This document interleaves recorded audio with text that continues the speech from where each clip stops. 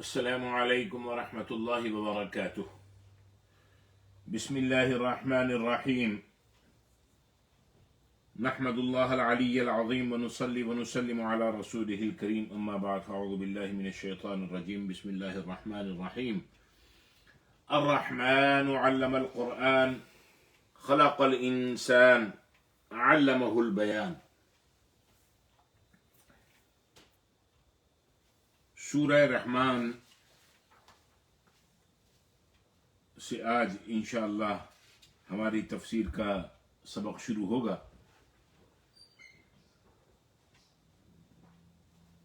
سورہ رحمان قرآن مجید کی ان چند سورتوں میں سے ہے جس کو بہت زیادہ انفرادی سورت کے طور پہ پڑھا جاتا ہے، جیسے لوگ سورۃ کہف کو پڑھتے ہیں، سورہ مزمل کو پڑھتے ہیں، سورہ واقعہ کو پڑھتے ہیں، سورہ یاسین کو پڑھتے ہیں، سورہ ملک کو پڑھتے ہیں۔ اسی طرح سورہ رحمان کو بھی اپنے ورد میں رکھتے ہیں۔ تو تھوڑا سا اس حوالے سے مختصر تعارف سورہ رحمان کا ذکر کر دیتے ہیں۔ سورہ رحمان یہ مکی سورت ہے،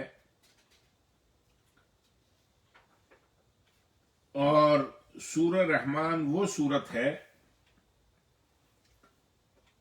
کہ نبی پاک صلی اللہ علیہ وآلہ وسلم کے بعد جس نے مکہ میں سب سے پہلے بآواز بلند قرآن مجید پڑھا، وہ کون تھے؟ وہ عبداللہ بن مسعود رضی اللہ عنہ تھے، اللہ کے نبی کے صحابی، اور جو سورت پڑھی وہ سورہ رحمان تھی۔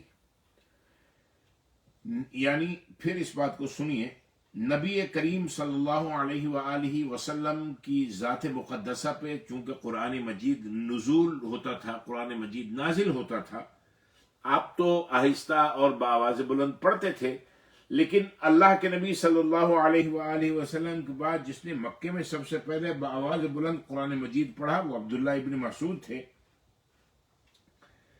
اس کی وجہ یہ بنی کہ ایک دن صحابہ نے کہا، قریش نے آج تک کسی سے بآواز بلند قرآن مجید نہیں سنا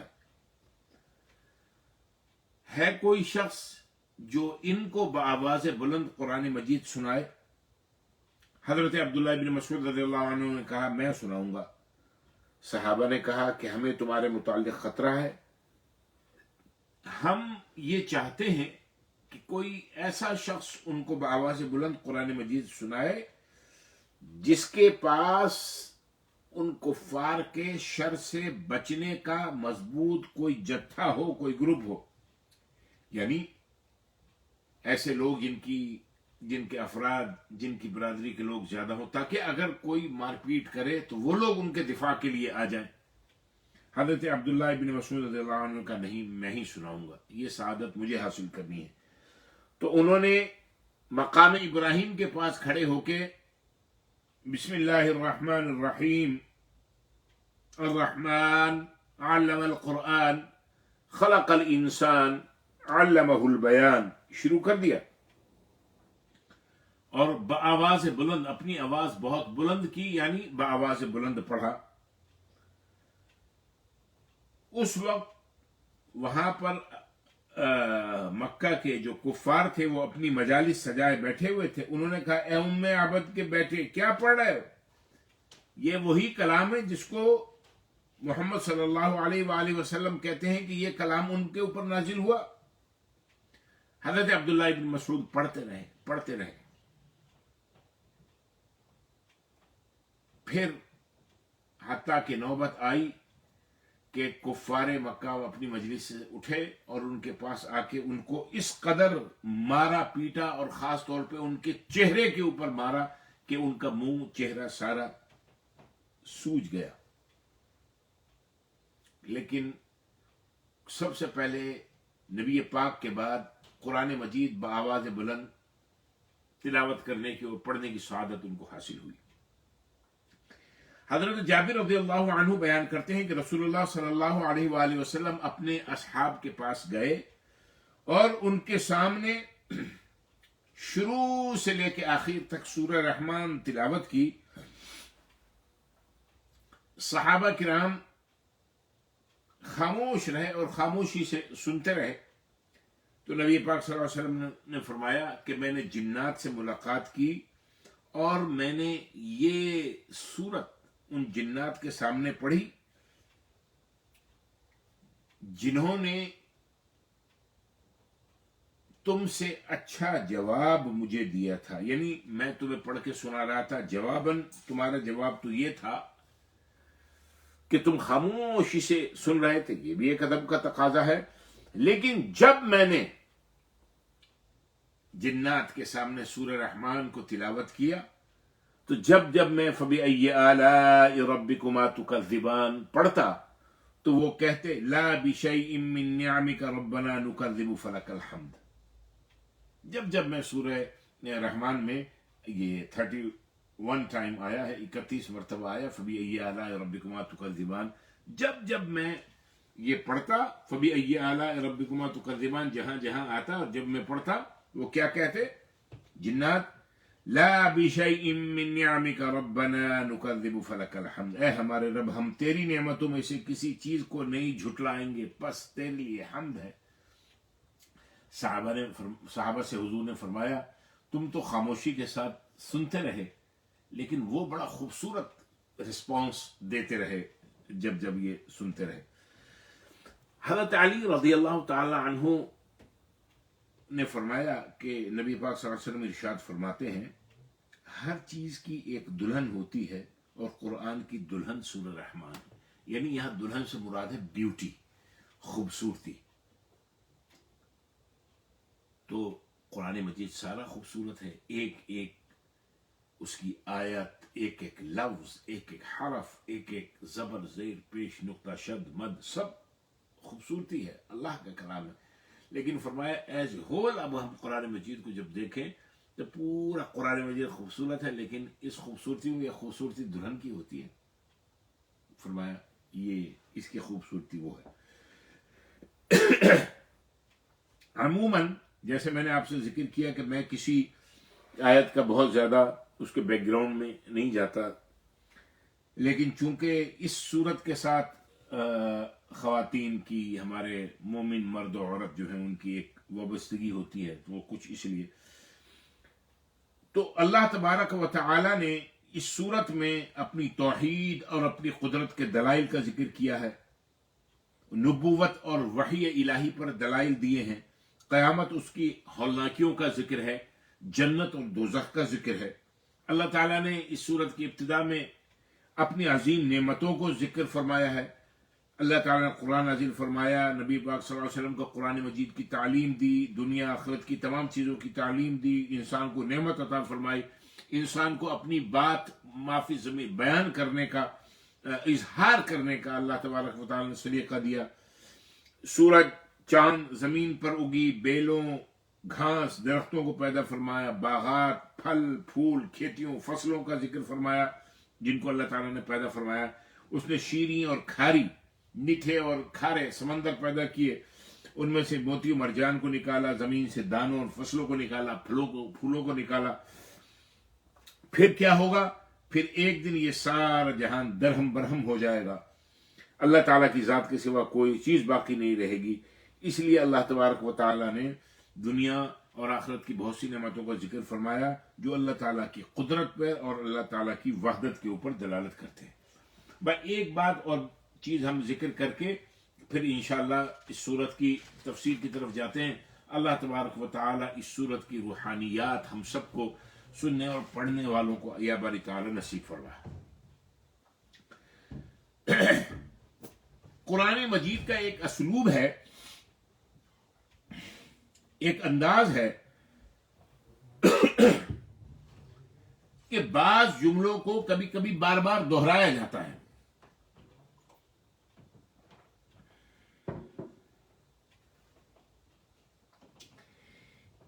کیوں؟ اس سے صورت کے بیان کردہ اس صورت میں جو مضمون بیان کر اس کو اجاگر کرنا، اس کو اور زیادہ ابھارنا، واضح کرنا مقصود ہوتا ہے. جس طرح یہ پچھلی سورت سورہ رحمان سے پہلی سورت جو ہم پڑھ کے آئے ہیں اس میں بار بار آ رہا تھا، کئی مرتبہ آئی یہ آیت وَلَقَدْ يَسَّرْنَا الْقُرْآنَ لِلذِّكْرِ فَهَلْ مِن مُدَّكِرٍ، کئی مرتبہ آئی ہے. البتہ تحقیق ہم نے قرآن کو نصیحت کے لیے آسان کر دیا. کیا ہے کوئی جو نصیحت حاصل کرے؟ ہے کوئی نصیحت حاصل کرنے والا اس قرآن کے ذریعے؟ مطلب کیا تھا؟ مطلب یہ تھا کہ امت کو اس قرآن کی طرف زور دیا جا رہا ہے کہ قرآن کے اندر تمہارے عروج و زوال کا، تمہاری پراسپیرٹی کا، اس دنیا میں اور آخرت میں تمہاری کامیابی کا ذکر ہے. ذرا اس کو پڑھو تو صحیح، سمجھو تو صحیح، نصیحت تو حاصل کرو. دیکھو کھول کے، سنو اور پڑھو، سنو اور پڑھو کہ اس میں لکھا ہوا کیا ہے. پھر اسی طرح سورہ شعراء میں بار بار ایک آیت، ایک جملہ آیا ہے وَإِنَّ رَبَّكَ لَهُوَ الْعَزِيزُ الرَّحِيمُ وَإِنَّ رَبَّكَ لَهُوَ الْعَزِيزُ الرَّحِيمُ، بے شک تیرا رب، تیرا پروردگار غالب ہے اور نہایت رحم کرنے والا ہے. بار بار آتا ہے اللہ تبارک و تعالیٰ کی حکمت اور اللہ تبارک و تعالیٰ کی مائٹی ہونے کا، صاحب اقتدار ہونے کا ذکر ہے، کیونکہ اللہ تبارک و تعالیٰ نے ہر رکوع میں ایک نئے پیغمبر کا اس میں ذکر اور اس کی قوم کا ذکر فرمایا. پھر سورہ مرسلات میں بار بار آیا وَيْلٌ يَوْمَئِذٍ لِّلْمُكَذِّبِينَ، وَيْلٌ يَوْمَئِذٍ، بار بار یہ آتا ہے. یعنی اس دن ہلاکت ہے جھٹلانے والوں کے لیے. اس میں قیامت کی ہولناکیوں کا ذکر ہے سورہ مرسلات کے اندر کہ بھئی یہ حقیقت ہے، حقیقت ہے، حقیقت ہے، قیامت برحق ہے، برحق ہے. جھٹلانے والوں کے لیے بڑی تباہی ہے، بڑی ہلاکت ہے، بڑی خسارے کی بات ہے. تو اسی طریقے سے اس سورت کے اندر، سورہ رحمان کے اندر بار بار آیا ہے. کیا آیا ہے؟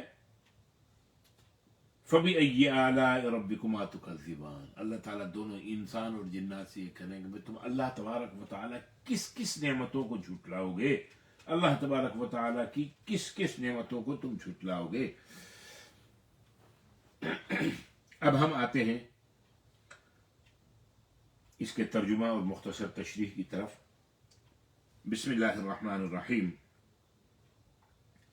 الرحمن، وہ رحمان ہی ہے، وہ ذات رحمان ہی ہے. الرحمن، وہ ذات رحمان ہی ہے، یعنی وہ خدا نہایت مہربان ہے. وہ اللہ جس کا ایک صفاتی نام رحمان ہے، یعنی بڑا مہربان ہے، بڑا رحم کرنے والا ہے. اب یہ لفظ یہاں پر لائے، اس لفظ سے اللہ تبارک و تعالیٰ کے بے شمار انعامات اور احسانات کی طرف اشارہ ملتا ہے جو اس نے اپنی تمام مخلوقات کے لیے، خاص طور پر اس حضرت انسان کے لیے کیے ہیں. الرحمن.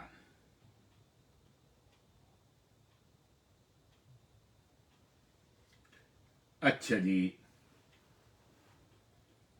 آپ یہ سمجھتے ہیں اور ہمیشہ پڑھتے ہیں بسم اللہ الرحمن الرحیم، اللہ کے نام سے شروع کرتا ہوں جو بڑا مہربان، نہایت رحم والا ہے.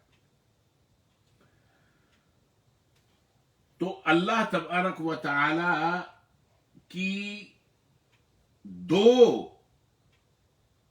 بڑی رحمتیں ہیں. ایک کا نام ہے رحمت سابقہ اور ایک کا نام ہے رحمت لاحقہ. رحمت سابقہ کے تقاضے سے اللہ تبارک و تعالی نے تمام مخلوقات کو پیدا کیا، اور رحمت لاحقہ کے تقاضے کے تحت اس نے مخلوق کو پیدا کرنے کے بعد ان کو رزق دیا، ان کو وہ تمام نعمتیں دیں جن کی وجہ سے مخلوق کا اس دنیا میں گزارا ہو سکے.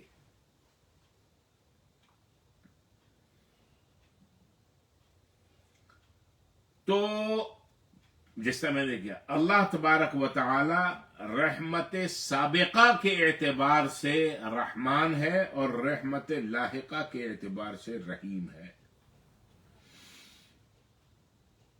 بس اور بھی تفسیر ہے، اس میں زیادہ اس میں نہیں جاتے. الرحمن.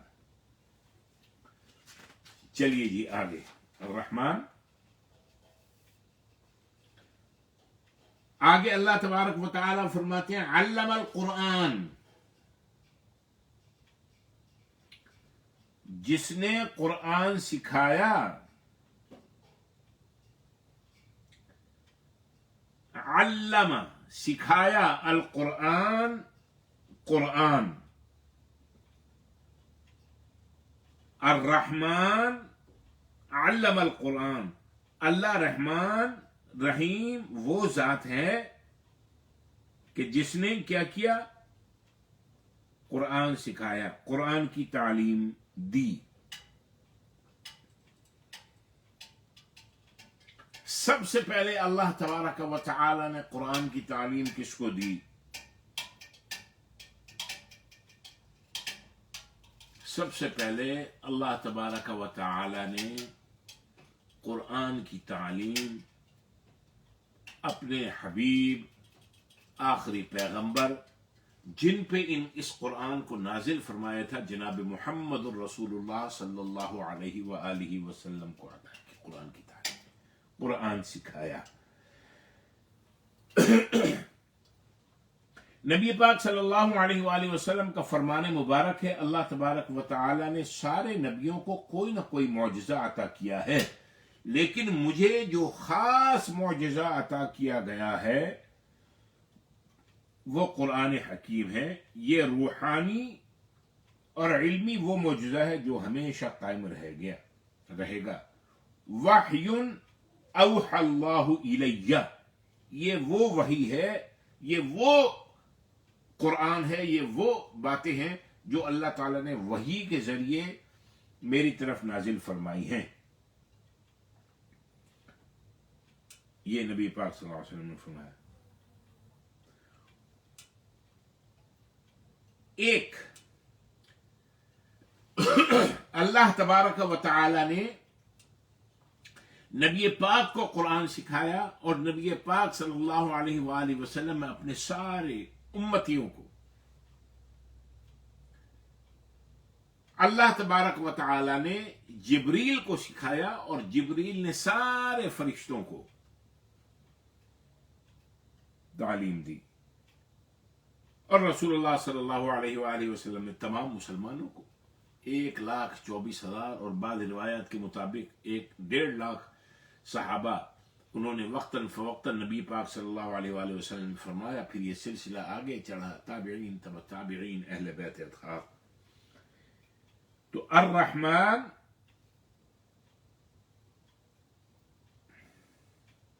علم القرآن.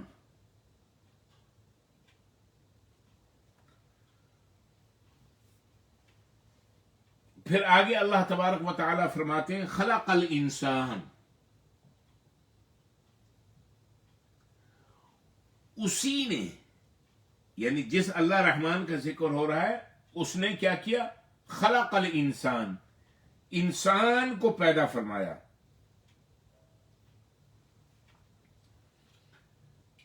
علمہ البیان، اور اسی نے بیان کرنا سکھایا. یعنی اللہ تبارک و تعالی نے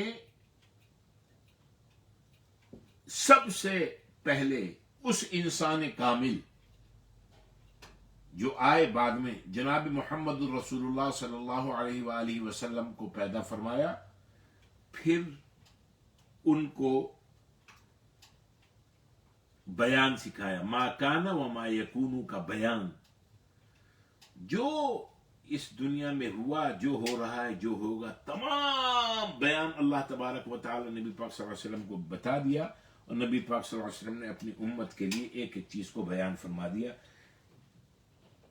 اور خلق الانسان، انسان کو پیدا کیا. علمہ البیان، اب یہ ہے پہلا تو نبی پاک صلی اللہ علیہ وآلہ وسلم. پھر ایک قول یہ ہے کہ خلق الانسان، اس نے سب سے پہلے ظاہر، نبی پاک صلی اللہ علیہ وآلہ وسلم نے تو فرما دیا کنتو نبیا وآدم بین الماء والطین، میں اس وقت بھی نبی تھا جب آدم مٹی اور پانی کے گوندے جانے کے پروسیس کے اندر تھے. لیکن سب سے پہلے بشر میں جن کو اس دنیا میں بھیجا سیدنا آدم علیہ السلام. خلق الانسان علمہ البیان، آدم یعنی اس انسان کو پیدا فرمایا اور ان کے سامنے ہر چیز کو بیان فرما دیا تاکہ وہ سیکھ لیں. خلق الانسان علمہ البیان، ہر چیز کے نام. وعلم آدم الاسماء کلها، آدم کو سارے اسماء ہر چیز کے علوم ان کے سامنے بیان کر دی گئے، ان کو سکھا دی گئے. علمہ البیان. اب یہ جو میں بیان کر رہا ہوں جمعے کو انگریزی میں بیان، دنیا بھر کے لوگ دنیا کی ہر زبان میں بیان کر رہے ہیں. ایک قول یہ بھی ہے کہ یہ ساری لغات، ساری زبانیں، ساری لینگویجز جو قیامت تک آئیں گی، اللہ تبارک و تعالی نے قیامت تک آنے والے ہر فرد کے جو پدر اصلی تھے، باپ حضرت آدم علیہ السلام، ان کو سکھا دی. تو یہ ساری زبانیں اور لغات جو ہیں، کوئی بھی زبان، یہ سب حضرت انسان کی ہیں. یعنی وہ زبانیں جو ہم بولتے ہیں وہ بھی ہماری ہیں، میری ہیں اور آپ کی ہیں. اور وہ جو زبانیں ایک شخص بولتا ہے، ایک زبان، دو زبان، تین زبان، لیکن دنیا میں مور لیس 6,500 زبانیں، وہ سب آپ کی اور میری، ہم سب کی ہیں. ساری نوع انسان کی ہے کم کر، کیونکہ سب اللہ تعالیٰ نے سکھا دی تھی حضرت آدم علیہ السلام کو، اور انہوں نے سب بول لی تھی. تو یہ ہے خلق الانسان علمہ البیان. اب تیسرا، خلق الانسان علمہ البیان، اب ایک عام کہ اس نے تمام انسان کو پیدا کیا، ہر انسان کو پیدا کیا اور اسے بولنا سکھایا. یعنی اللہ تعالیٰ نے قوت گویائی، اسپیکنگ پاور ہر ایک کو عطا کی. اور یہ ایسی اللہ تبارک و تعالیٰ کی نعمت ہے، کیونکہ جیسے ابھی میں نے ذکر کیا کہ اس صورت کے اندر اللہ تبارک و تعالیٰ اپنی نعمتوں کا ذکر فرما رہے ہیں. تو بیان کرنا، گویا ہونا، بات کرنا، اسپیکنگ، یہ اللہ تبارک و تعالی کی عظیم نعمتوں میں سے ایک نعمت ہے. کسی گونگے سے آپ پوچھیں کہ جو دوسروں کو اللہ نے جو اسپیکنگ پاور دی ہے وہ اللہ تبارک و تعالی کتنی بڑی نعمت ہے. انسان جو اس کے دل میں ہے اس کا اظہار کر سکتا ہے. خوشی کا اظہار الفاظ کے ذریعے، رنج کا اظہار الفاظ کے ذریعے، زبان کے ذریعے، جذبات کا اظہار زبان کے ذریعے، تکلیف کا اظہار زبان کے ذریعے، تمام علوم و فنون کا اظہار، کنوے کرنا زبان کے ذریعے ہی ہوتا ہے. اسی طرح لطیف احساسات اور باریک چیزوں کا اظہار بھی زبان کے ذریعے ہوتا ہے. یہی انسان کی قوت گویائی یعنی اسپیکنگ پاور ہے کہ کبھی شعر کا روپ دھر لیتی. اشعار، پوئٹری، کتنے بڑے بڑے علامہ اقبال گزرے، عربی شاعر متنبی گزرا، رابندر ناتھ ٹیگور گزرا، اور سینکڑوں، ہزاروں، لاکھوں ہر زبان کے ادیب، اسکالرز، شاعر کبھی فلسفے کی بات بتا رہے ہیں، کبھی حکمت، وزڈم کی بات بتا رہے ہیں، کبھی کوئی مثال کے ذریعے سمجھا رہے ہیں. یہ کیا ہے؟ یہ قوت گویائی ہے، یہ بولنے کی طاقت ہے. ہر انسان کمیونیکیٹ کر رہا ہے، بات کر رہا ہے. اللہ تعالیٰ فرماتے ہیں خلق الانسان، پہلے الرحمن، یہ اس اللہ رحمان کا احسان ہے. علم القرآن، جس نے قرآن سکھانے کا بندوبست کر دیا. انسان خلق الانسان، انسان کو پیدا فرما دیا. علمہ البیان، اس کو بیان سکھا دیا. اللہ اکبر کبیرہ. پھر فرمایا، اب ہم چل رہے ہیں آیت نمبر 5، 6، 7، 8. پہلے ہم نے 4 کی تھی، اب 4.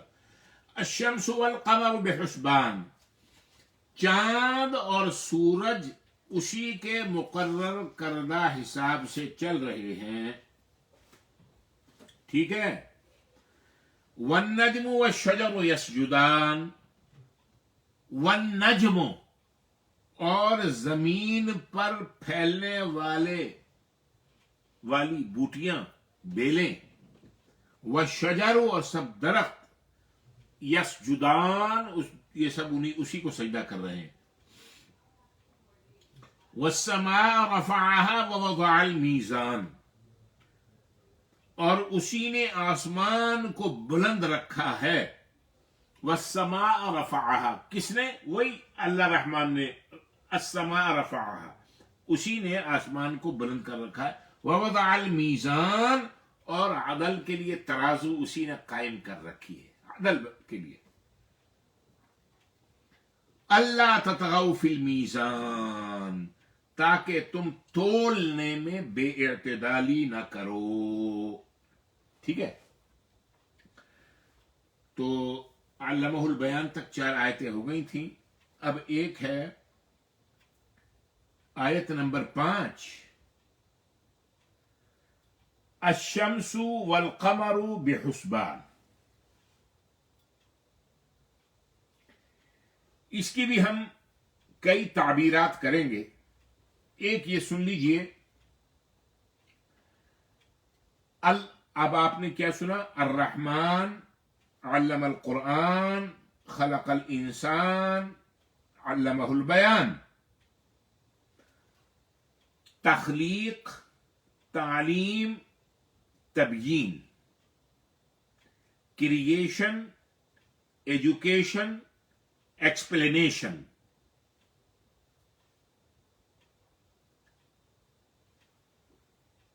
علم القرآن ایجوکیشن، خلق الانسان کریشن، علمہ البیان کمیونیکیشن، ایکسپلینیشن.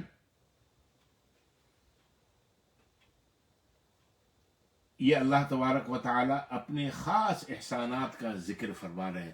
ایسی صورت رحمان کو سمجھ لو، پڑھ لو، کہ جب آپ اس کو پڑھو تو آپ اس کے ترجمے اور اس کی جو معنی اور اس کا مفہوم جو بہت آسان انداز میں بیان کر رہا ہوں، یہ ہم اس کو لے کے چلتے رہیں، ذہن میں رہے. الشمس والقمر بحسبان.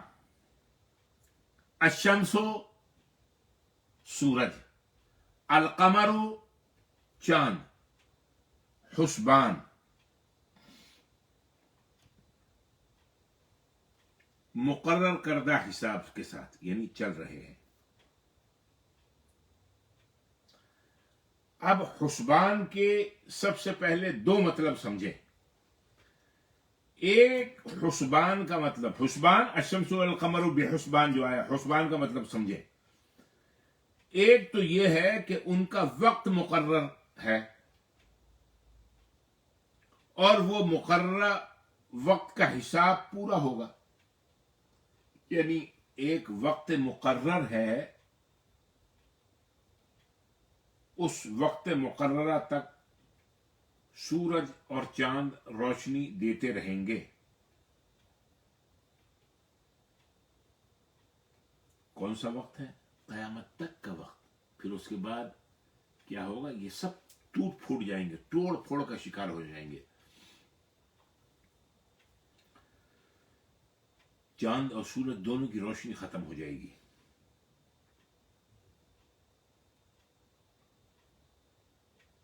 एक तो मतलब ये है कि अशम्सु वल कमरु बिहुस्बान, सूरज और चांद ये हिसाब, मुकर्ररा हिसाब तक हैं, मुकर्ररा वक्त तक हैं जो अल्लाह ने इनके जिम्मे काम लगा दिया है, एक मतलब। दूसरा ये है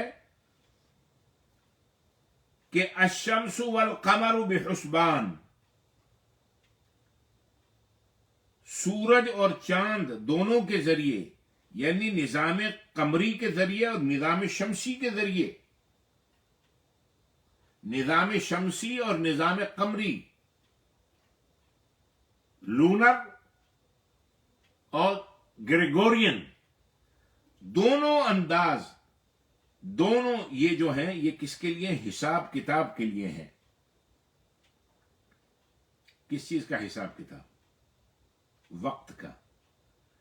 सूरज वक्त पर तुलू होता है, गुरूब होता है, चांद वक्त पर नजर आता है, डूब जाता है। ये एक निजाम है। इस निजाम के जरिए दिन और रात का निजाम, और फिर इस निजाम के जरिए दिनों का, हफ्तों का निजाम, और फिर इस निजाम के जरिए महीनों का निजाम, फिर इस निजाम के जरिए सालों का निजाम, फिर इस निजाम के जरिए सदियों का, सेंचुरी का निजाम, फिर मिलेनियम का निजाम। ये क्या है? अशम्सु वल कमरु बिहुस्बान। चांद और सूरज के हिसाब किताब के साथ गर्दिश करने और की वजह से ये वजूद में आ रहा है।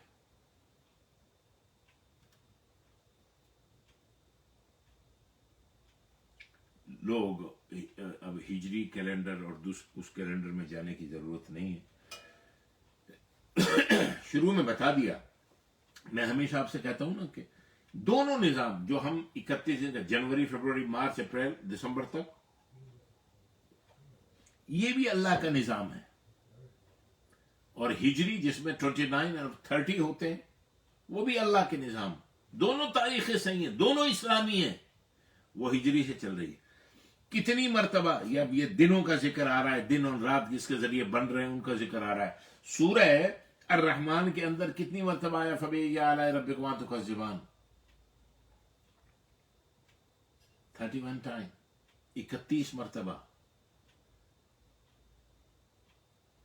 और ईसवी निजाम के अंदर ज्यादा से ज्यादा महीने में कितने दिन होते हैं? 31 होते हैं। तो मैं पहले भी आपको बयान कर चुका हूं, जब मैं हिजरी साल शुरू होता है तो उस पर जब बात करता हूं, आज मेरा इरादा यही था, आज फ्राइडे, कि जुमे इस पे बात करना, लेकिन चूंकि लास्ट फ्राइडे हजरत ईसा अलैहिस्सलाम पर गुफ्तगू हुई थी, तो जरूरी ये समझा कि इस दफा हजरत मरियम जो बहुत ऑनरेबल खातून है, बड़े अजीम उल कदर पैगंबर की मां है, उन पर जिक्र कर दिया, वरना आज यही गुफ्तगू वहां करनी थी। अशम्सु वल कमरु बिहुस्बान, ये निजाम है। देखो बिल्कुल इसी तरह ये दर्स कुरान का सबक जो आप ये सुन रहे हैं और सुनते हैं मुसलसल, आजकल यहां से सुन रहे हैं, इंशाअल्लाह हालात बेहतर हो जाएंगे, दोबारा मस्जिद से शुरू होगा। ये भी एक जबरदस्त निजाम है। हर जुमे अल्लाह के फजल करम से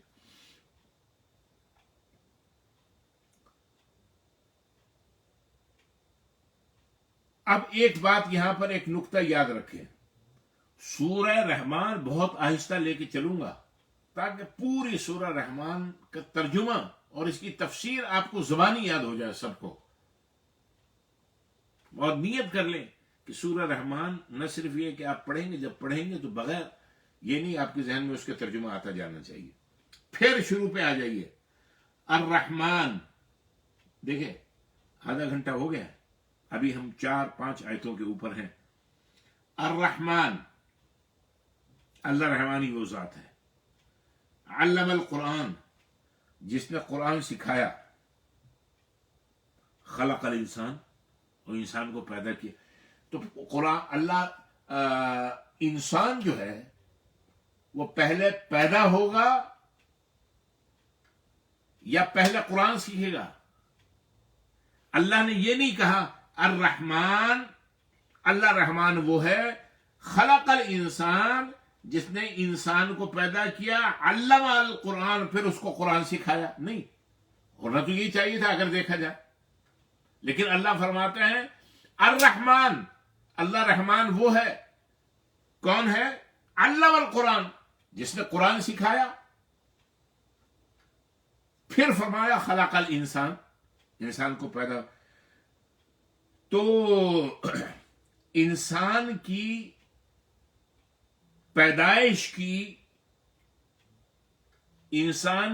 پیدائش سے پہلے قرآن کی تعلیم کو مقدم فرمایا. جملہ ضائع نہیں جانا چاہیے، سمجھ میں آ جانا چاہیے. اللہ تبارک و تعالی نے انسان کی خلقت، یعنی انسان کی پیدائش سے پہلے قرآن کی تعلیم کو مقدم فرمایا. کیوں؟ اس لیے کہ اگر انسان صحیح معنوں میں انسان ہے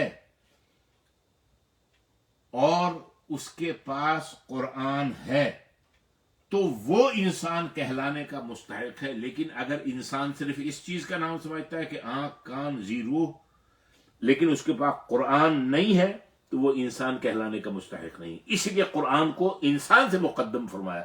حالانکہ انسان پہلے پیدا ہوتا ہے، بڑا، پھر قرآن سیکھتا ہے. پیدا ہونے کے بعد، بڑے ہونے کے بعد 3-4 سال کی عمر سے. سمجھ میں بات آ گئی؟ یہ ہے اس کے اندر. اور پھر بیان کو مؤخر کر دیا، علمہ البیان، کہ انسان کی شان کے لائق ہے کہ وہ بیان کرے. اللہ اکبر کبیرہ. سو یہ نقطہ یہ بھی آپ کے ذہن میں اور آپ کو ذکر کرنا ضروری تھا. اب آپ نے الشمس والقمر بحسبان جو تھا وہ بھی ایک. اب دوسرا الشمس والقمر بحسبان، ایک تو آپ نے سن لیا. دوسری، چاند اور سورج اسی کے مقرر کردہ حساب سے چل رہے ہیں.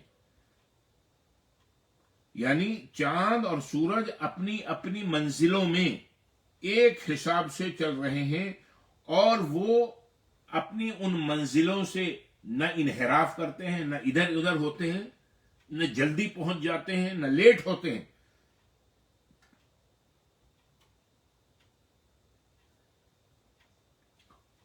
چاند ہی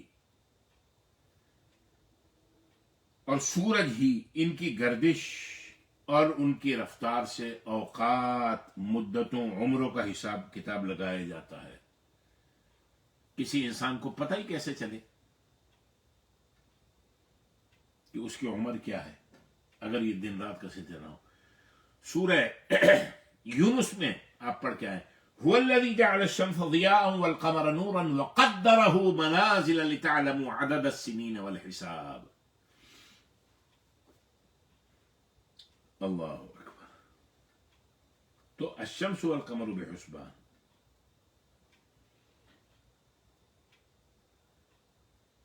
یعنی اللہ تبارک و تعالی نے شمس و قمر کو ایک خاص نظام کے تحت اپنی ڈیوٹی پر لگا دیا ہے، جسے وہ انجام دے رہے ہیں. ادھر ادھر نہیں ہو رہے. ادھر ادھر صرف یہ حضرت انسان ہوتا ہے. اگر ان کی گردش میں ذرا سا فرق آ جائے تو کائنات کا پورا نظام درہم برہم ہو جائے.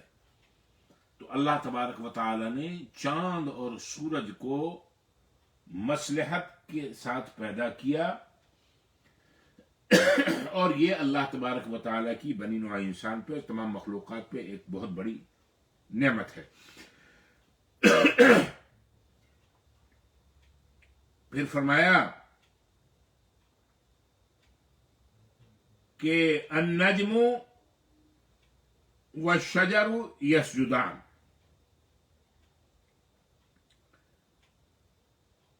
نجم ستارے کو بھی کہتے ہیں، نجم نباتات کو بھی کہتے ہیں، جو بیلیں ہوتی ہیں نا، بیل، جیسے کدو کی، لوکی کی بیل ہوتی ہے، تربوز کی بیل ہوتی ہے، انگور کی بیل ہوتی ہے، آم درخت پہ لگتا ہے، اور بہت سے پھل درخت پہ لگتے ہیں. تو اسی طرح ایک ہوتے ہیں بیل دار درخت جو پتلی ہوتی ہیں جن کی شاخیں اور وہ پھیلتی ہیں، ایک ہوتے ہیں درخت جو طویل ہوتے ہیں جن کے تنے مضبوط ہوتے ہیں. فرمایا والنجم، یہ زمین پر پھیلنے والی جو بیلیں بوٹیاں جو ہیں یہ، والشجر، اور اپنے تنے کے اوپر کھڑے ہوئے درخت جو ہیں، یہ دونوں چیزیں کیا کر رہی ہیں؟ یسجدان، یہ دونوں سجدہ کر رہے ہیں، سجدے میں ہیں. انگور کی بیل، تربوز کی بیل، خربوزے کی بیل.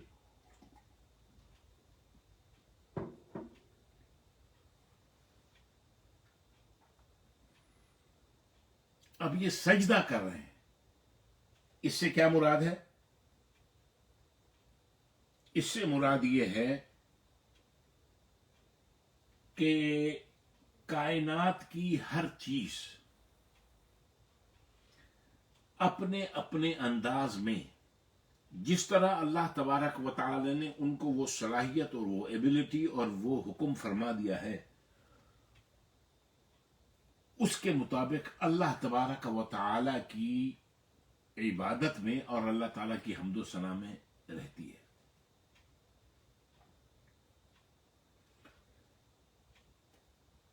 جیسے قرآن مجید میں آپ پڑھ کے آئے ہیں سورہ شعراء میں، الم تر ان اللہ یسبح له من فی السماوات ومن فی الارض والطیر صافات. آسمان اور زمین میں جو جو چیزیں ہیں اور پرندے تم دیکھتے ہو کہ ایسے قطار در اندر قطار آسمانوں میں جا رہے ہیں، یہ اللہ کی حمد و ثنا بیان کرتے ہیں، کسی نہ کسی انداز میں اللہ کی عبادت میں. کل قد علم صلاته وتسبیحہ، کائنات کی ہر چیز، ہر کریشن، حجر شجر، پتھر جانور، پرند چرند درند، بیل بوٹے، پتھر، درخت، نباتات، جمادات، سب اللہ تعالیٰ کی صلاۃ کرتی ہیں، اللہ تعالیٰ کی تسبیح بیان کرتی ہیں. کل قد علم صلاته وتسبیحہ. ضروری نہیں ہے کہ ہماری سمجھ میں آ جائے. اللہ تبارک و تعالی نے فرمایا ہر چیز اللہ کی حمد بیان کرتی ہے، وَلَٰكِن لَا تَفْقَهُونَ تَسْبِيحَهُمْ، تم ان کی تسبیح کو، ان کی حمد و ثنا کو، ان کی عبادت کو نہیں سمجھ سکتے. تو وَالنَّجْمُ وَالشَّجَرُ يَسْجُدَانِ، سجدہ کر رہے ہیں. سجدہ کا اصل معنی ہے اطاعت اور فرما برداری، اٹموسٹ، اور اللہ کے سامنے اپنا سر اطاعت خم کر دینا. اور سجدے میں اللہ تبارک و تعالی کے سامنے انسان اپنی انتہائی تذلل اور اطاعت کی حالت میں ہوتا ہے، اسی لیے یہاں سجدے کا ذکر کیا.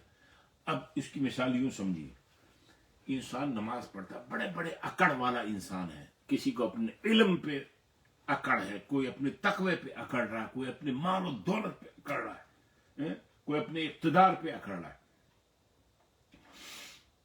بظاہر سب اکڑ پھو میں لگے بھولیں اللہ کو، لیکن اگر جس کو توفیق ہو گئی اللہ تبارک و تعالیٰ کے سامنے اس کی عبادت کے لیے، صلاۃ کے لیے آ گیا. اب انسان نے کیا کیا؟ اللہ ہو. کوئی آدمی جو اکڑ رہا تھا، اب ہاتھ باندھ کے، سر نیچے کر کے، آنکھیں نیچے کر کے اپنی اطاعت کا اظہار کر رہا ہے، اپنی عاجزی کا اظہار کر رہا ہے. ایک صورت. دوسری صورت، اب یہ رکوع میں چلا گیا، اب اس نے اطاعت کا ایک اور پہلو اختیار کر لیا کہ اپنا یہ ماتھا جس کو پہلے ذرا سے یوں کر کے نیچے ہی جھکایا تھا، اب اس نے آدھا اپنی کمر کے ساتھ جھکا دیا، یعنی اپنی آپ کو اور اللہ کے حضور پیش کر دیا، اپنی تذلل، ہیوملیشن اور عاجزی کا مزید اظہار کر دیا. ٹھیک ہے. اس کے بعد یہی نہیں، یہیں بس نہیں کی، بلکہ اس نے اپنی عاجزی اور اللہ کے سامنے اپنی ذلت کی انتہا کر دی، سجدے میں گر گیا اور اپنی باڈی کا، اپنے جسم کا سب سے معزز ترین حصہ جو یہ تھا، جس کو پہلے تھوڑا سا جھکایا تھا پھر اور جھکایا تھا، اب اس نے اس کو گراؤنڈ پہ رکھ دیا، سیدھے کی حالت میں چلا گیا. یعنی اس سے زیادہ کچھ سجدے کی حالت کے علاوہ انسان اللہ کے سامنے اپنی عاجزی اور ذلت کے اظہار اور اپنی اطاعت کے اظہار، اس سے مزید یہی ہو سکتا ہے گڑھا کھود کے، اور اس کے اندر اس سے زیادہ ہو نہیں سکتا. اس لیے نبی پاک صلی اللہ علیہ وسلم نے ارشاد فرمایا تھا کہ جو شخص حالت سجدہ میں ہوتا ہے گویا وہ اپنے سر کو اللہ تبارک و تعالیٰ کے قدموں میں رکھ دیتا ہے. وَالنَّجْمُ وَالشَّجَرُ یسجدان، زمین پر پھیلنے والی یہ بیلیں اور بوٹیاں اور سب درخت اسی کو سجدہ کر رہے ہیں.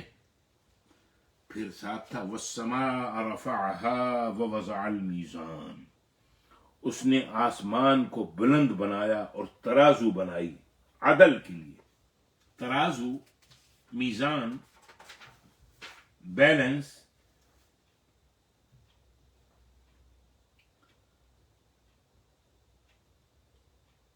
کیا مطلب؟ آسمانوں کو اللہ تعالیٰ نے بنایا بلند، والسماء رفعها ووضع المیزان، اور اس نے ترازو رکھ دی عدل کے لیے. یعنی آسمان کو تو اللہ تعالیٰ نے رفعتوں کے لیے بنا دیا،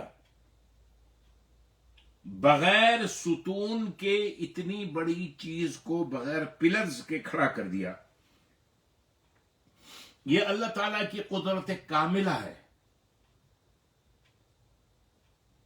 کہ اتنی بڑی چھت بغیر پلر کے کھڑی ہوئی ہے.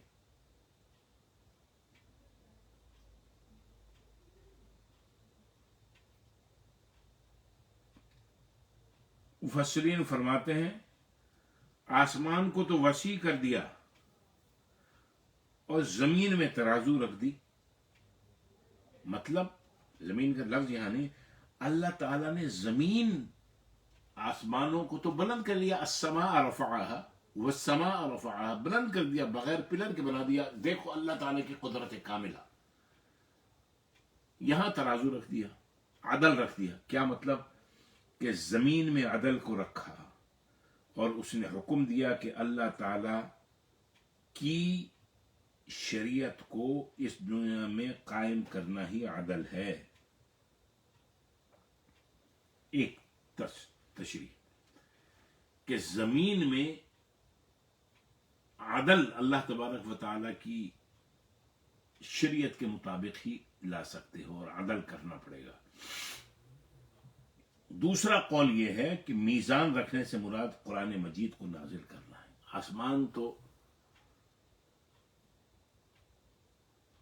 کو اللہ نے بلندی عطا فرما دی اور زمین پہ عدل نازل کر دیا، یعنی قرآن مجید کو نازل کر دیا.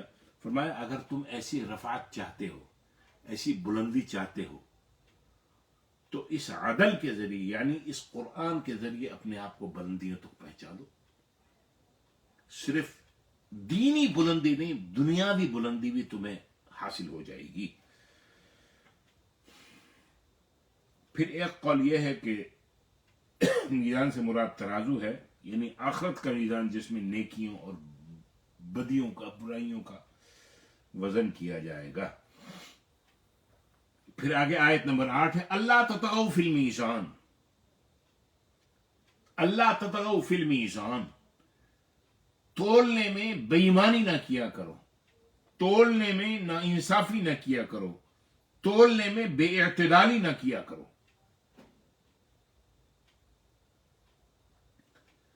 طغیان، اللہ تطغوا، یہ لفظ طغیان سے بنا ہے، بے اعتدالی کرنا. طغیان کا قریب قریب انگریزی میں ترجمہ ٹیررائزیشن بھی کر سکتے ہیں، حد سے بڑھنا. میں نے مثال دے کے آپ کو پہلے بتایا کہ جب ہم یہ کہتے ہیں، کبھی آپ نے یہ لفظ سنا ہے بارشوں کے دنوں میں یا دوسرے دنوں میں دنیا کے ہر ٹی وی چینل سے نیوز کاسٹر ان دنوں میں یہ بیان کرتا ہے کہ بھائی دریا میں طغیانی کے باعث طغیانی آ گئی. کیا مطلب؟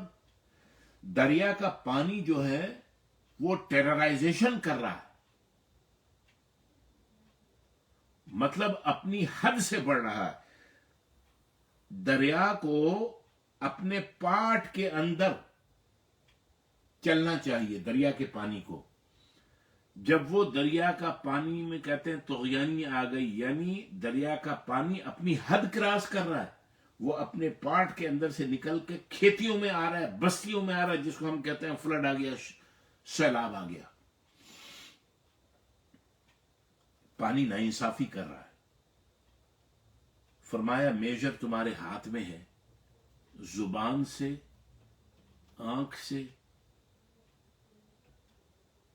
دنیاوی معاملات میں ناپ تول سے، بات سے، کسی ذریعے ڈنڈی نہ مارنا، ناانصافی نہیں کرنا، بے اعتدالی نہیں کرنا. کیوں؟ کہ میں تمہیں قرآن مجید میں کہہ رہا ہوں اللہ تطغوا فی المیزان، ناپ تول میں کوئی بے اعتدالی نہ کرو، خیانت نہ کرو. پھر آگے اللہ تبارک و تعالی ارشاد فرماتے ہیں وَأَقِيمُوا الْوَزْنَ بِالْقِسْطِ وَلَا تُخْسِرُوا الْمِيزَانَ. وَأَقِيمُوا الْوَزْنَ بِالْقِسْطِ، انصاف کے ساتھ وزن کو ٹھیک رکھو. وَلَا تُخْسِرُوا الْمِيزَانَ، اور تول کو کم نہ کرو.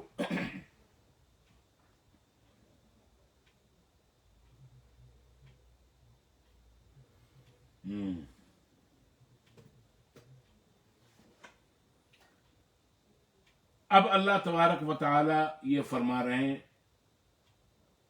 کہ دنیاوی امور کے اندر، ناپ تول کے اندر، گز ہو، پیمانے ہو، کلو ہو، میٹر ہو، لیٹر ہو، ناپ تول میں کمی مت کرو. وزن انصاف کے ساتھ پورا رکھو. کتنا بڑا سبق ہے اس میں ہمارے لیے.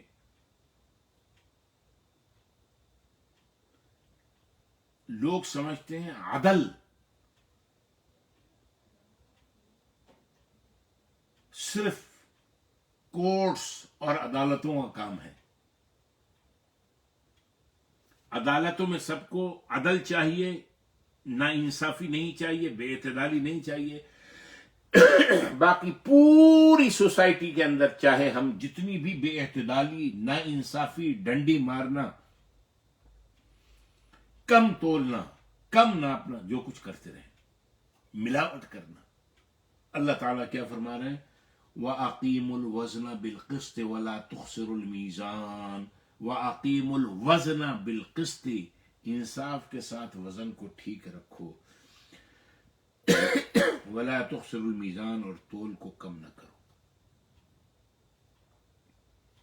تول کو کم نہ کرو، تول کو کم نہ کرو.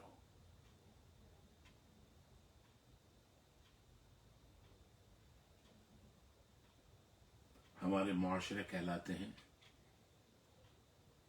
جن معاشروں سے ہم چل کے یہاں آئے ہیں، اسلامی معاشرے، حالانکہ میں کہتا ہوں اسلامی معاشرہ نہیں ہے، کہیں پر بھی نہیں ہے اسلامی معاشرہ، مسلم معاشرے ہیں، یعنی اس معاشرے میں، اس سوسائٹی میں، اس سماج میں مسلم اکثریت میں رہتے ہیں. ہر چیز کے اندر ملاوٹ، ہر چیز کے اندر ناپتول میں کمی. کیسے کیسے آپ اگر صرف ایک ٹھیلے والے پہ اعتبار کر لیں کہ بھائی آپ ڈال دو، وہ آپ کو دے گا بھی تول کے کم اور سارا گندا مال آپ کے لفافے کے اندر ڈال دے گا. دنیا کا اجتماعی نظام عدل پہ قائم ہے، ہر چیز میں عدل، ہر جگہ عدل، ہر معاشرے میں عدل. دنیا کا اجتماعی نظام عدل پر قائم ہوتا ہے، اس کے بغیر معاشرتی نظام بگڑ جاتا ہے اور ہر وقت لعنت برسنے لگتی ہے. لہذا عدل بہت بڑی صفت اور بڑی اہم ضرورت ہے. عدل کے قیام کے لیے اللہ تبارک و تعالی نے ترازو قائم کیا ہوا ہے، اور ترازو میں سرکشی کرنا کیا ہے؟ ترازو میں سرکشی کرنا یہ ہے کہ ناپنے تولنے میں کم و بیشی کی جائے. پورا معاشرہ، دل تو چاہتا ہے کہ نام لے لوں، لیکن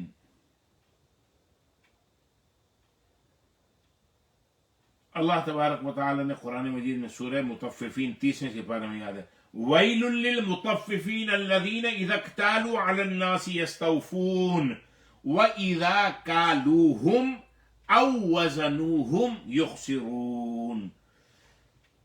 ناپ تول میں کمی کرنے والوں کے لیے خرابی ہے، ناپ تول میں کمی کرنے والوں کے لیے ہلاکت ہے.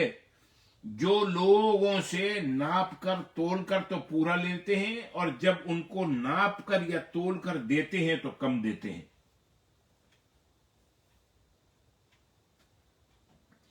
یعنی ایک شخص جب کوئی چیز ناپ اور تول کے لے رہا ہے تو اس کی کوشش یہ ہے ٹھیک ہے پورا لے، لیکن جب وہ دینے کی باری آئی تو وہ اس میں ڈنڈی مار. اللہ تعالیٰ فرماتے ہیں ایسے لوگوں کے لیے ہلاکت ہے.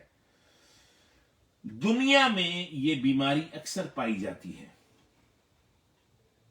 اور یہ بات عدل و انصاف کے منافی ہے.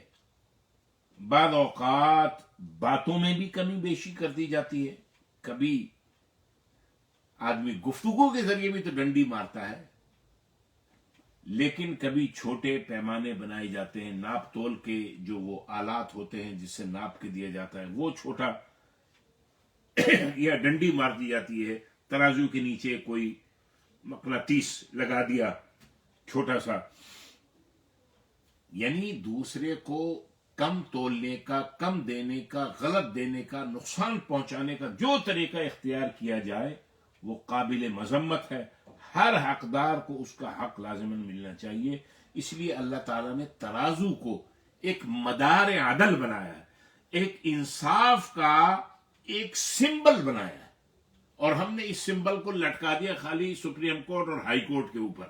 وہاں ایک ترازو کا وہ بنا دیا ایک نشان، اور اس میں نیچے ایک آیت یہ لکھ دی وَأَقِيمُوا الْوَزْنَ بِالْقِسْطِ وَلَا تُخْسِرُوا الْمِيزَانَ. جیسے کورٹ کے اندر جو ہے وہ منڈی لگی ہوئی ہے، اناج بک رہا ہے، پھل فروٹ بک رہے ہیں وہاں پر.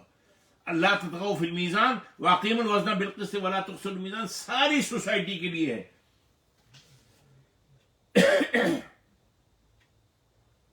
اللہ تبارک و تعالی ہم سب کو ہدایت عطا فرمائے.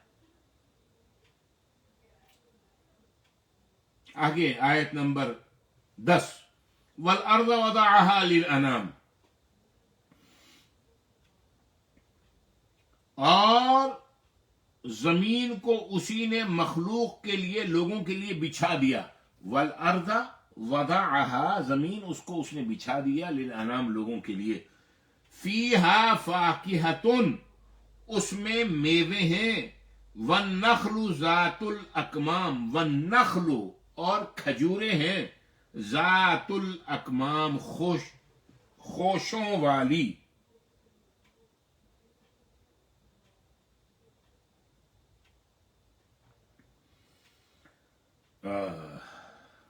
आगे, वल हब्बु जुल अस्फी, और वल हब्बु और अनाज है, जुल अस्फी भूसे वाला, वर रेहान और खुशबूदार चीजें, खुशबूदार यानी फल फूल खुशबूदार। फबिअय्यि आलाइ रब्बिकुमा तुकज़्ज़िबान, बस तुम दोनों यानी ए इंसानों और ए जिन्नात अपने रब की किन किन नेमतों को झुटलाओगे। ला बिशैइन मिन निअमिका रब्बना नुकज़्ज़िबु फलकल हम्द।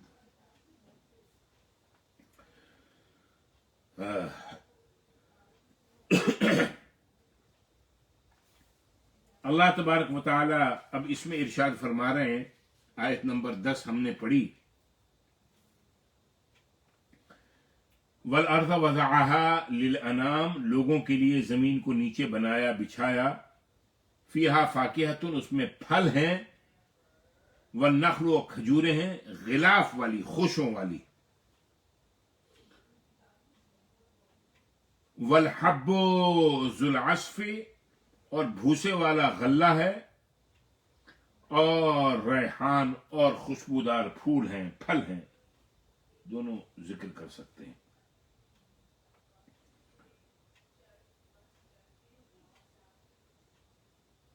फल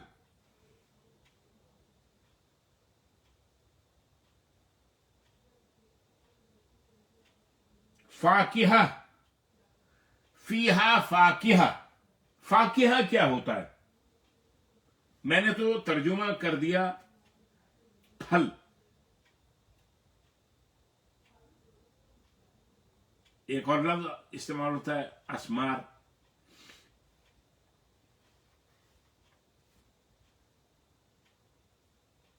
फल। अब फाकिहा का लफ्जी तर्जुमा समझ लें।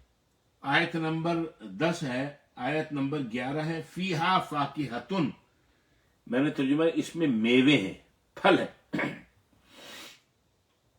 मेवे हैं, फल है। इसका तर्जुमा मेवा भी कर सकते हैं, फल भी कर सकते हैं। फीहा फाकिहतुन, इसमें यानी जमीन में उग रहे हैं, इनमें मेवे हैं। फीहा फाकिहतुन, इसमें फल हैं, यानी ये दोनों मेवे भी खाते हैं, फल भी खाते हैं। फर्क क्या है? फाकिहा खाने की उस चीज को कहते हैं जिसको इंसान पेट भरने के बजाय लज्जत के लिए खाता है, मजे के लिए खाता है, जुबान की लज्जत के लिए खाता है। इंसान रोटी खाता है, चावल खाता है, अनाज खाता है,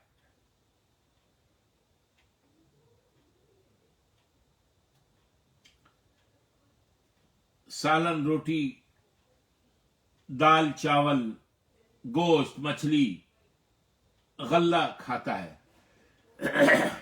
लज्जत हो न हो, इसको इंसान पेट भरने के लिए खाता है।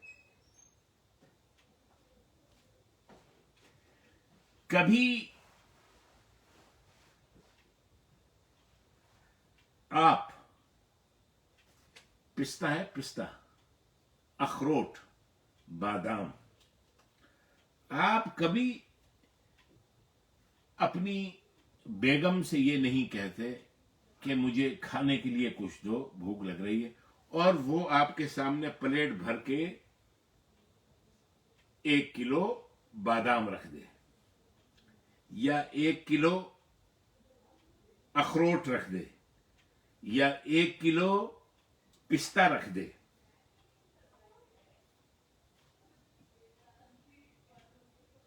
अगर रख देगी तो आपको इजहार मोहब्बत नहीं करेंगे, खाएंगे नहीं, और खाएंगे, अव्वल तो खा ही नहीं सकते, کھا لیا تو پھٹ جائیں گے. تو پتہ یہ چلا کہ میوے اب مجھے کھانے کے لیے کچھ دو. آپ نے مانگا, انہوں نے 3 کلو 2 کلو 1 کلو اسٹرابیری رکھ دی آپ کے آگے, بلو بیری رکھ دی.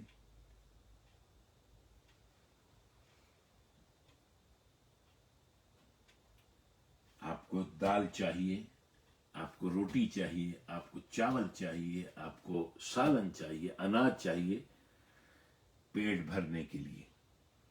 یہاں ان کا ذکر نہیں ہو رہا, وہ پہلے آ چکا ہے, کئی دفعہ آ چکا ہے, سورہ بقرہ میں بھی آیا ہے ان چیزوں کا.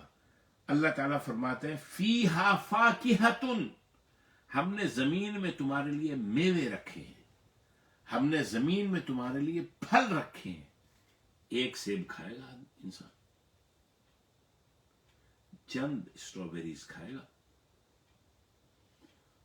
تھوڑے سے چلغوزے کھائے گا, چند دانے بادام کے کھائے گا. کیوں؟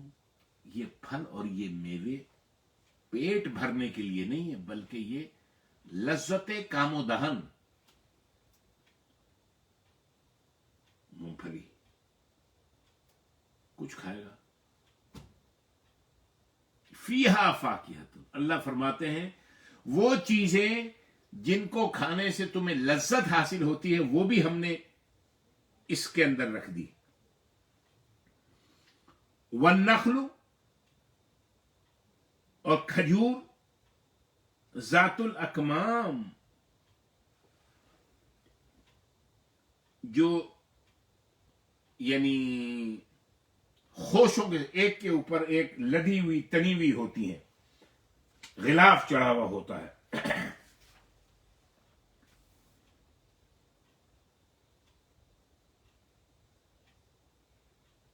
پھر آگے فرمایا والحب ذو العصف, حب دانا, ان اللہ فالق الحب والنوا.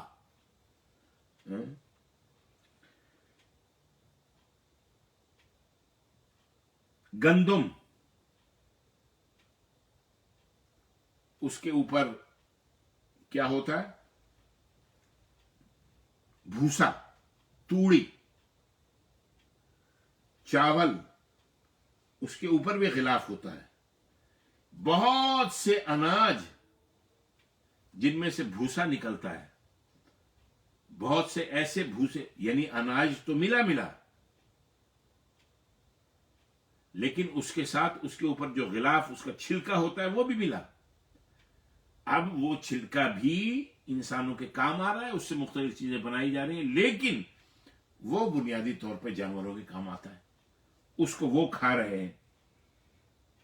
گندم ہے, جو ہے, یہ سب چیزیں جن کے اوپر سے چھلکا اترتا ہے, جس حساب سے یعنی گندم وغیرہ یا اناج ہوتا ہے اسی حساب سے وہ اس کا بھوسا بھی ہوتا ہے, جس کو بیل, گائے, اونٹ, بکریاں, بھیڑ, دمبے, یہ سب یعنی جانور اس کو استعمال کرتے ہیں.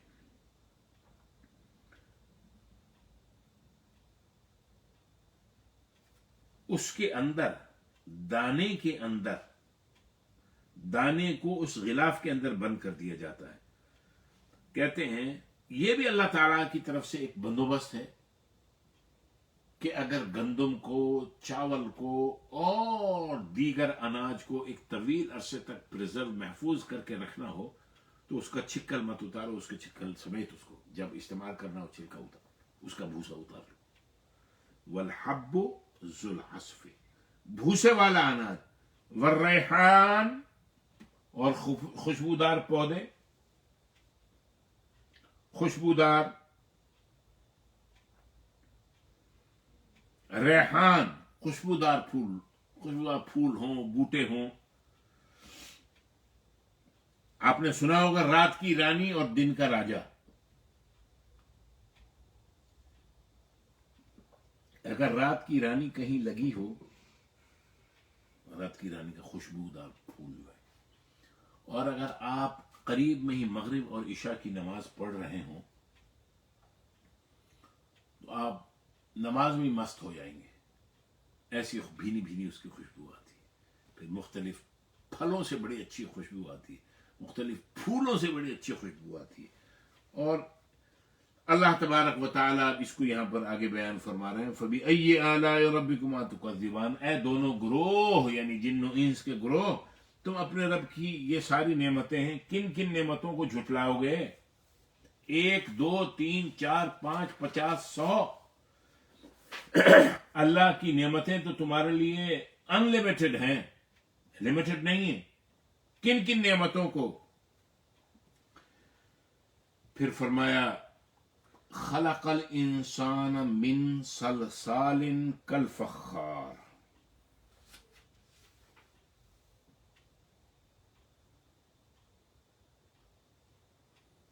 اسی نے انسان کو ٹھیکری کی طرح بجتے ہوئے خشک گارے سے پیدا فرمایا.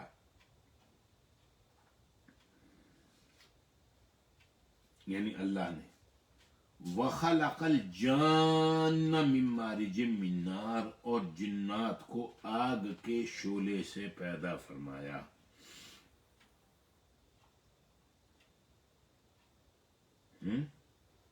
اللہ تبارک و تعالیٰ ارشاد فرماتے ہیں خلق الانسان من صلصال کالفخار.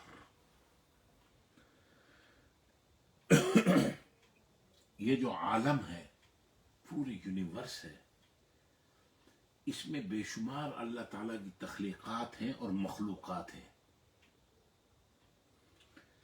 لیکن اس عالم کبیر کی سب سے بڑی جو تخلیق ہے وہ حضرت انسان ہے.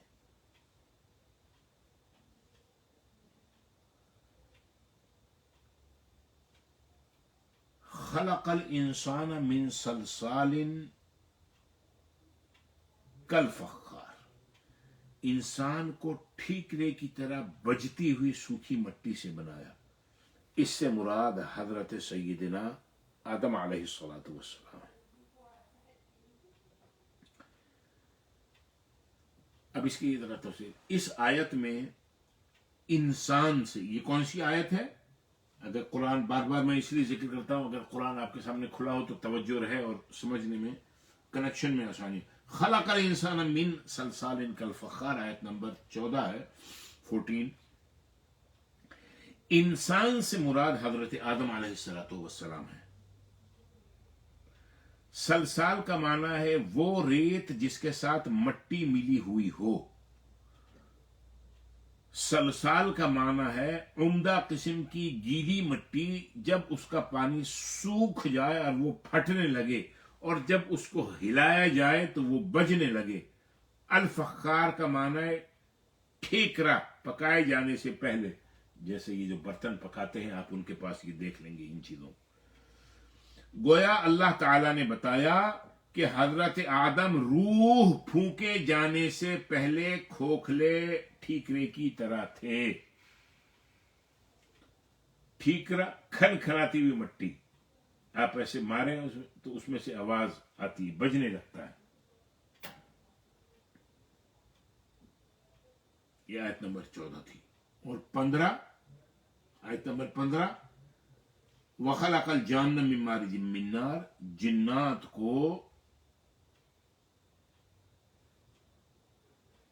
شعلے سے، آگ کے شعلے سے پیدا کیا. یہاں جان سے مراد ابلیس ہے. ابلیس جنات کا باپ ہے، جیسے آدم علیہ الصلوۃ والسلام انسانوں کے باپ ہیں. مارج، آیت نمبر 15 میں، شعلہ یعنی بالکل صاف آگ جس میں دھوئیں کی آمیزش نہ ہو. پھر آگے اللہ تبارک و تعالی نے فرمایا کہ فَبِأَيِّ آلَاءِ رَبِّكُمَا تُكَذِّبَانِ، تم اپنے رب کی کن کن نعمتوں کو جھٹلاؤ گے. آلہ، فَبِأَيِّ آلہ، ای کس کس، آلہ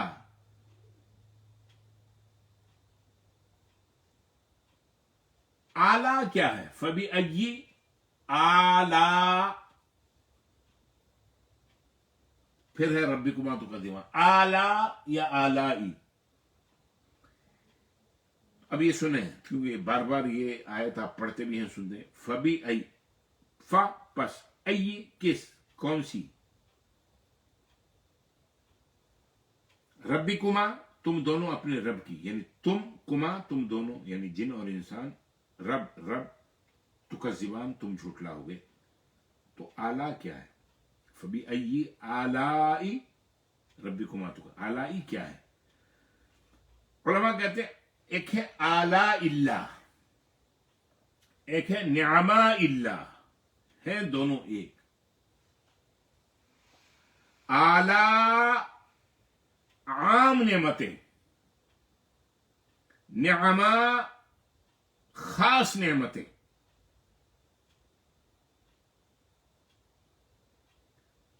यह भी कहा जाता है आलाई, ये है अल्लाह की नेमत जाहिरा, वो नेमतें जो हमें जाहिर में नजर आ रही हैं।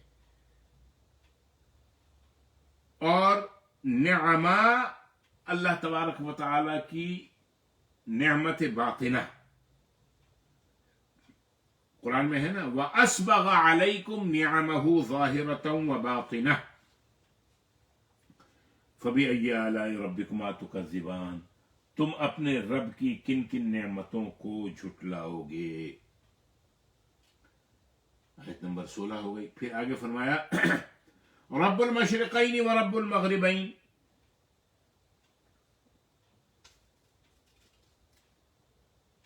रब्बुल मशरिक़ैन, पहले आयत नंबर 1 में था अर रहमान, वो रहमान जो है वो क्या है, कौन है? रब्बुल मशरिक़ैन, वही मशरिक़ैन का रब है। व रब्बुल मग़रिबैन, और वही मग़रिबैन का रब है। रब्बुल मशरिक़ैन, वही दोनों मशरिकों का मालिक है, रब है। व रब्बुल मग़रिबैन, और दोनों मग़रिबों का। मशरिक किसे कहते हैं? मशरिक सूरज के तुलू होने की जगह को मशरिक कहते हैं। बस एक आयत हम और करेंगे, आयत नंबर 18, फबी, वो तो फबी अय्यी आलाई रब्बिकुमा तुकज़्ज़िबान है, और इस पे बस कर देंगे। मशरिक सूरज के तुलू होने की जगह, मगरिब सूरज के गुरूब होने की जगह। हर रोज एक नया मशरिक और नया मगरिब होता है। गर्मियों में सूरज हर रोज एक दर्जा पहले तुलू होता है, और सर्दियों में सूरज हर रोज एक दर्जा बाद तुलू होता है। गर्मियों में दिन बड़े होते रहते हैं, और सर्दियों में दिन कम यानी छोटे होते रहते हैं। गर्मियों में इंतहाई बड़ा दिन 15 घंटे का होता है, और रात इंतहाई कम 9 घंटे की होती है। सर्दियों में इंतहाई कम दिन 9 घंटे का होता है, और रात इंतहाई बड़ी 15 घंटों की होती है। सो एक गर्मियों का मशरिक है जिसमें सूरज बहुत पहले तुलू होता है, और एक सर्दियों का मशरिक है जिसमें सूरज बहुत देर से तुलू होता है। सो ये गर्मियों और सर्दियों के दो मशरिक हैं। इसी तरह गर्मियों और सर्दियों के दो मगरिब हैं। वैसे तो हर रोज के अलग अलग मशरिक मगरिब हैं, लेकिन गर्मियों और सर्दियों के दोनों मशरिकों और मगरिबों को नुमाया फर्क करके बताया, इसीलिए इनको खुसूसियत के साथ जाहिर फरमाया। रब्बुल मशरिक़ैन, डुअल लाए, दोनों मशरिकों, रब्बुल मगरिबैन, दोनों मगरिबों का रब है।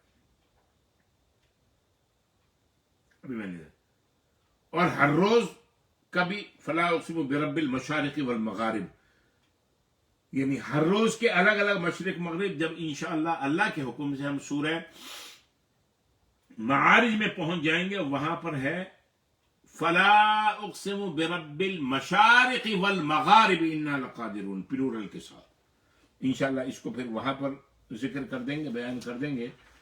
आयत नंबर 18 है فبأي آلاء ربكما تكذبان، پس تم دونوں اپنے رب کی کن کن نعمتوں کو جھٹلاؤ گے. بس آیت نمبر 18 تک ہم آج کا سبق ختم کرتے ہیں. اللہ تبارک و تعالی ہم سب کو سورہ رحمان کی حقانیت اور سورہ رحمان میں اللہ تبارک و تعالی اپنی جن نعمتوں کا ذکر فرما رہا ہے، اللہ تبارک و تعالی اپنی ان نعمتوں کا ہم سب کو ادراک کی توفیق عطا فرمائے. والسلام علیکم ورحمۃ اللہ وبرکاتہ، وما علینا الا البلاغ المبین.